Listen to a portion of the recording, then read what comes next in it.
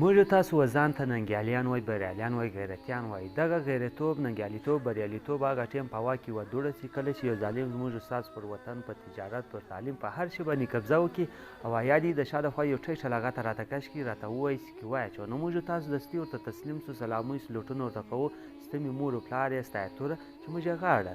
دغه ننګیالیتوب، بریالیتوب، غیرتوب هغه ټیم بیرته راژوندی شي کله چې موږ تاسو د خپل وروره څخه، د اکا زوی څخه، د تربوره څخه، یو بل مسلمانه څخه په یوه چارې مځکه په یوه لښتي باندې پساو سو، یا د هغه د خولې یو ترخه خبره موږ تاسو لپاره راوځي، نو چې سل مړي مې نه پکې کړي دا زړونه ګسه یخوالی نه راوړي. السلام علیکم ورحمت الله وبرکاتو.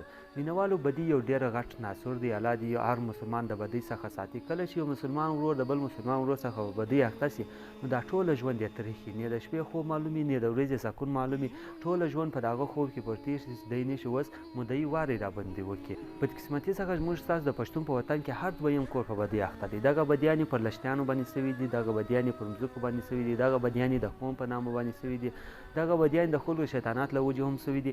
نور هم ډېر ریزنز دي چې زموږ ستاسو پښتانه په پاس یې سره بدیداره. کله چې یو دوه پښتانه په پس سره بدیداره سي، نو د دواړو د هغه کوشش چې یو بل ته نقصانونه سره ور ورسوي. د دا لپاره دوی د بل غلامي په ډېر شوق باندې کوي، د بل دغه تک تور ګوټونه هم په ډېر شوق باندې مچه کوي. دوی د چا غلامي کوي، د هغه لاسونه په دواړو باندې پراته دي، دواړو ته وایي زه ستاسو مور و پلار یم، یوه ته به یې ماسلې ورکوي، دا بل ته به یې ماسلې ورکوي، یوه ته به یې وایتې وه، دا بل ته به یې وایتې وه، دواړه به سره رانیولي.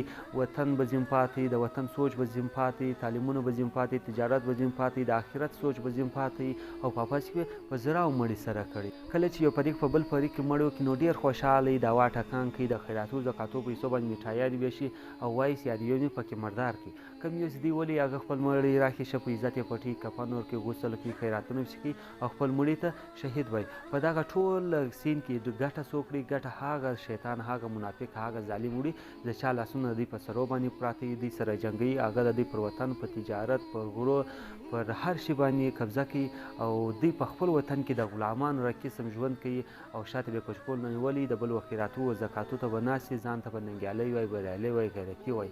دا نه ننګیالی دی، نه غیرتي دی، نه بریالی دی، دا شکېدلی دی چې هم یې دغه دنیا و ځان ته خرابه کړې، نه هم یې هغه دنیا و ځان ته خرابه کړې. نو مینوالو، الحمدلله موږ ټوله مسلمانان یو، د حضور نبي پاک صلی الله علیه و وسلم امتیان یو.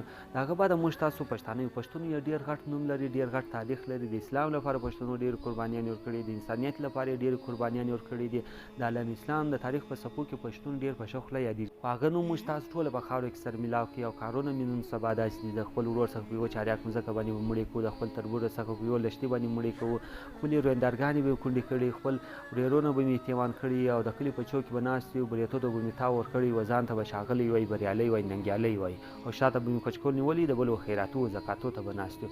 مینوالو، زه ټولو ته دا خواست کوم، کله چې تاسو یو پښتون څخه یا یو بل مسلمان څخه فساو سئ، نو تاسو له پکار دی چې د کوم سټیټ په انډر کې تاسو خپل ژوند کوئ د هغه څخه شکایت کوئ. که هغه سر نه خلاصوي، نو بیا دروند ځګئ زموږ تاسو د پښتونوالۍ کمبله ده، په دغه کمبله باندې د اسلامي طرز باندې خپله مسله سره حل.